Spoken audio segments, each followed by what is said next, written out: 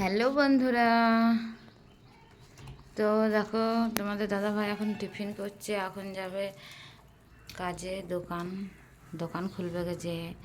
তো চান টান হয়ে গেছে তোমাদের দাদাভাইয়ের, তখন খাচ্ছে। কে খাচ্ছে দেখো, মুড়ি। মুড়ি, আলু সেদ্ধ, পেঁয়াজ কুচি, লঙ্কা কুচি, সর্ষের তেল দিয়ে খাচ্ছে এখন। সকাল সকাল আর কিছু করে দিইনি আজকে, আজকে এটাই দিচ্ছি খেতে। আর তোমাদের দাদা ভাইয়ের গালে মানে নিজেই দাঁতে কামড়ি দিয়েছে, নিয়ে পরে বেদনা, তাই কষ্ট করে খাচ্ছে। এক সাইড দিকে, এই সাইড দিকে হয়েছে বেদনাটা, নিয়ে নিজেই কামড়ে নিচ্ছে।